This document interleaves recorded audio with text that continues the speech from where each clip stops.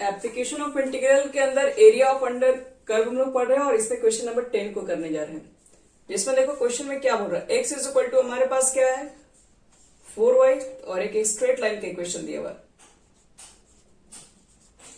और इससे जो भी रीजन बाउंडेड होगा उसका आपको क्या करना है, एरिया निकालना है। तो देखो कैसे निकालेंगे इसका एरिया। तो सबसे पहले बताओ कि पहला वाला किसका इक्वेशन है। पहला वाला आपके पास पैराबोला का इक्वेशन है और सेकंड वाला तो बता ही दिए थे स्ट्रेट लाइन का इक्वेशन है। तो ये जो आपके पास पैराबोला है इसका वर्टेक्स कहां है,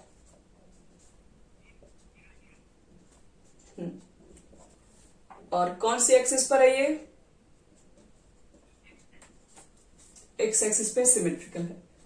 चलो ये जो तुम्हारे पास x is equal to 4y minus 2 है, ये एक स्ट्रेट लाइन का इक्वेशन है और हमें मालूम करना है कि ये स्ट्रेट लाइन का इक्वेशन कहां से पास हो रहा है। तो अगर आपको कोई भी टेंशन है तो आप डायरेक्ट एक बॉक्स ले लो, x की वैल्यू 0 पुट करके y की वैल्यू चेक कर लो कितना होगा। तो x की वैल्यू 0 पुट करेंगे तो y की वैल्यू 1/2 हो जाएगा और y की वैल्यू 0 पुट करेंगे तो x की वैल्यू -2। चलो तो हमारे पास एक लाइन है जो 0 1/2 और -2 और 0 से पास हो रही है। अब इसका हम एक ग्राफ खींच के आपको दिखाते हैं। ये हमारा पैराबोला है, फर्स्ट वाला ये वाला, और देखो इसके जस्ट बाद क्या है, यहां जो आपके पास एक लाइन है वो 0 1/2 और -2 और 0 से पास हो रहा है। तो -2 0 यहां पड़ेगा और 0 1/2 कुछ यहां पे वो लाइन होगा, वो पॉइंट यहां पर होगा। अब ये दोनों से होते हुए हमको क्या करना पड़ेगा, दोनों पॉइंट्स होते हुए एक लाइन को ड्रॉ करना है। चलिए कर खींचते हैं, आ गया। और बाउंडेड जो रीजन दिख रहा है जहां पर दोनों ग्राफ एक जगह बंधे हुए हैं, आपको इसका एरिया निकालना है, ध्यान रखिए। अब इसका एरिया देखो निकालने के लिए क्या करना पड़ेगा, ये दो पॉइंट दिख रहा है, दोनों से डाल दो यहां पर परपेंडिकुलर।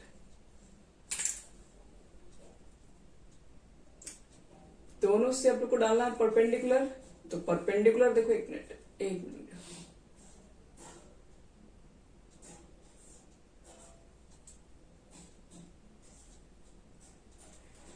परपेंडिकुलर ड्रॉ करने के बाद हम इसका नाम दे दें ABCD, इस पॉइंट पे E और इस पॉइंट पे F और यहां पर O।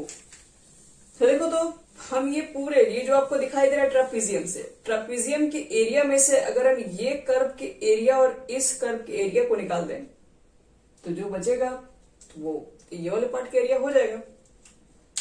लेकिन प्रॉब्लम तो ये भी है साथ साथ इसके अंदर,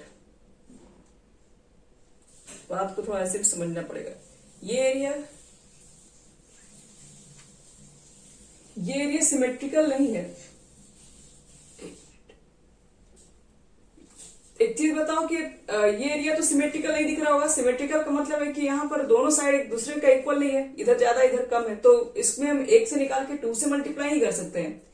इस कंडीशन में तो मुझे दोनों का एरिया निकालना पड़ेगा, मतलब ये दोनों सब सारे पार्ट चाहिए का एरिया। तो जब भी आप एरिया निकालते हैं तो उसका बाउंडिंग जो रीजन है, ये एरिया किसके किसके बीच बाउंडिंग है, उसका क्या करना पड़ेगा, उसका पहले कोऑर्डिनेट निकालना पड़ेगा। तो देखो इसका लोअर पार्ट यहां पर बाउंड किया गया, हायर पार्ट यहां पर बाउंड किया गया, तो हम लोग यहां पर डाले तो हमको इस पॉइंट का कोऑर्डिनेट चाहिए होगा। एक इसका कोऑर्डिनेट चाहिए और एक इसका कोऑर्डिनेट चाहिए। तो क्या करेंगे, तो ये जो पॉइंट है और ये जो कर्व है, ये दोनों एक पॉइंट पे कट कर रहा है, इसको सॉल्व करने से ही हमें सी और डी का कोऑर्डिनेट मिलेगा और सी डी का कोऑर्डिनेट मिल जाएगा। तो यहां से एक्स का कोऑर्डिनेट लिख देंगे, कितना है इसके एक्स का कोऑर्डिनेट, इसी का तो एक्स कोऑर्डिनेट होगा। तो चलो इसको सॉल्व करते हैं, दोनों इक्वेशन को सॉल्व करो पहले।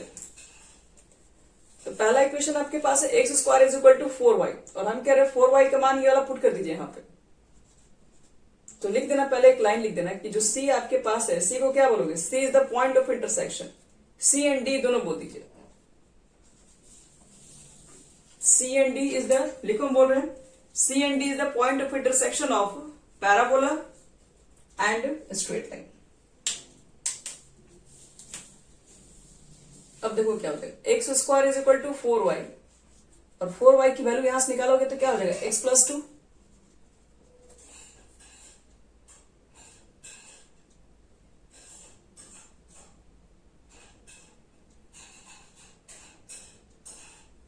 तो यहां पर 4y की वैल्यू पुट कर दो x+2, इधर लेके आइए।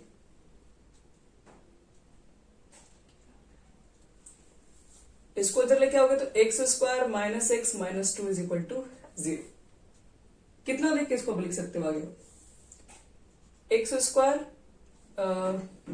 Minus 2x plus x minus 2 is equal to 0। Common कितना ले सकते हैं x, तो x माइनस 2 बचेगा, इसमें कुछ भी कॉमन नहीं है तो 1 कॉमन ले लो, तो x minus 2 is equal to 0। x minus 2 दोनों में मिलेगा और x प्लस 1 मिलेगा, तो यहां से x की वैल्यू एक तो 2 हो जाएगी और एक हो जाएगी x इक्वल टू -1। यहां से 2x का मान निकल गया। तो अब खुद से डिसाइड कर लो कि x का मान +2 कहां होगा, -1 कहां होगा। तो प्लस c वाला यही ना होगा, इस क्वाड्रेंट में होगा, और माइनस इधर होगा x का मान। तो c पॉइंट का कोऑर्डिनेट x का जो पॉजिटिव मान है वो यहां रहेगा, निगेटिव मान जो रहेगा वो यहां रहेगा। अब x का मान 2 है तो y का मान कितना होगा, तो यहीं पर चेक कर लो। x का मान 2 पुट करोगे तो 2 और 2 इधर रखोगे तो क्या हो जाएगा 4, और 4 से डिवाइड करोगे 1, यानी कि 2 1 होगा एक का कोऑर्डिनेट। इसका कितना होगा, -1 रखोगे तो कितना हो जाएगा, -1 इधर आएगा तो +2, तो 2 में से 1 गया 1, यानी 1/4। तो हमारे पास c का कोऑर्डिनेट हो गया 2,1, d का कोऑर्डिनेट हो गया -1,1/4। तो इसी तरीके से बताओ फिर b का कोऑर्डिनेट कितना हो जाएगा। तो b का कोऑर्डिनेट में ये सिर्फ x का मान होगा, यानी 2,0, और यहां पर मान सिर्फ किसका होगा, x का होगा, यानी -1,0। तो मिल गया हमको बॉन्डिंग रीजन, अब मिल गया -1 0 2 0, ये इसके बीच में बॉन्डिंग है ये। अब कुछ नहीं करना, यहां तक मेहनत हो गया, अब सीधे इंटीग्रेशन निकलेगा, बस यही हो जाएगा आंसर। तो यहां तक सब लोग नोट कर लिए।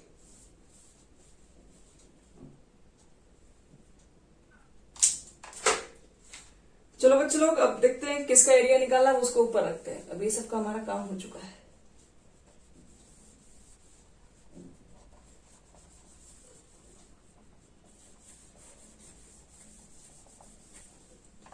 चलो एरिया किसका निकालना है, तो एरिया ऑफ क्या लिखे, OECDFO, required area of OECDFO, ये पूरा एरिया का निकालना है। इज इक्वल टू क्या लिखेंगे, ये पूरे का आप एरिया निकालने जा रहे हैं, तो आपको ट्रापीजियम के एरिया में से कर्व के एरिया को निकालना पड़ेगा। तो लिखोगे एरिया ऑफ ट्रापीजियम, कौन सा ट्रापीजियम, तो ABCD, यही ट्रापीजियम है, और माइनस कर देंगे, क्या माइनस कर देंगे, एरिया ऑफ कर्व, कौन सा कर्व, तो OBC, ये पूरा वाला कर्व, नाम दे दो बढ़िया से, OBCEOFDAO।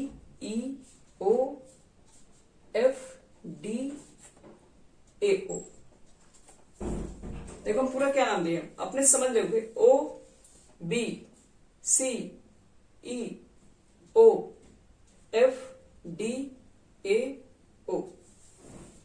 ये पूरा ट्रापीजियम में से ये वाला पार्ट निकाल दोगे तो इसी का एरिया बचेगा। चलो अब एरिया निकालते हैं। तो एरिया में रेक्टेंगल लेते हैं। अब रेक्टेंगल कहां पर लेंगे, यही हमारा समय है। अब यहां देखो, तो अगर हम ट्रेपीजियम के एरिया निकालोगे तो रेक्टेंगल ऐसा लोगे।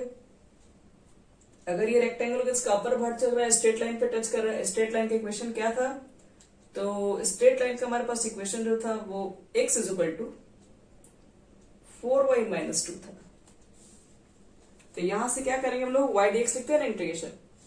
तो लोअर लिमिट यहां पर कितना है, क्योंकि आप जो एरिया निकाल रहे हो वो यहां से यहां तक है, ये पूरा यहां से यहां तक बॉन्डिंग है, -1 to 1, -1 to 2, सॉरी। और y dx लिखोगे तो y की तो वैल्यू रखना ही पड़ेगा। y की वैल्यू जब यहां से निकालोगे तो x प्लस 2 बटे में 4 हो जाएगा।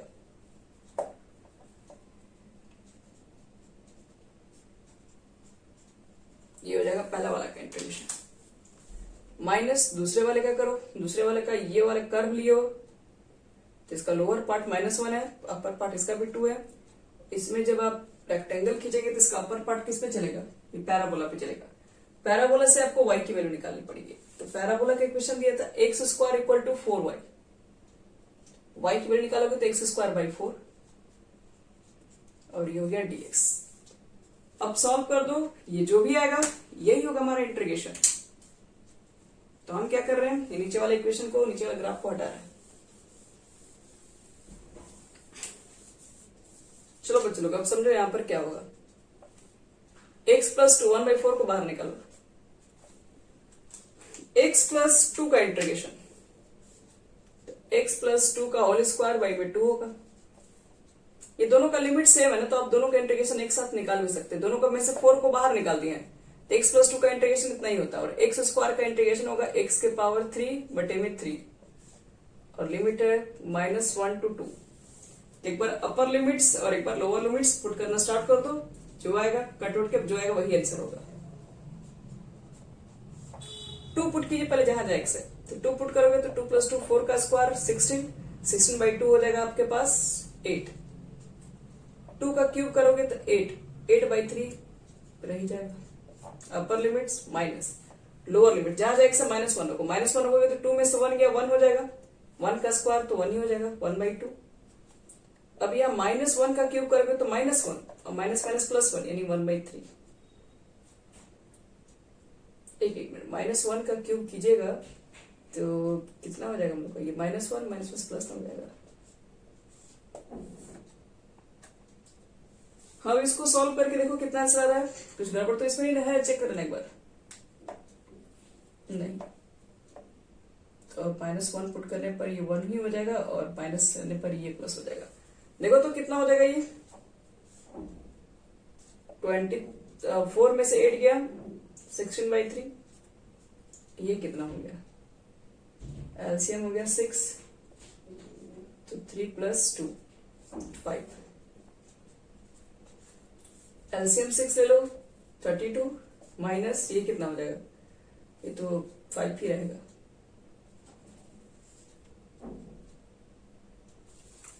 कितना आ जाएगा,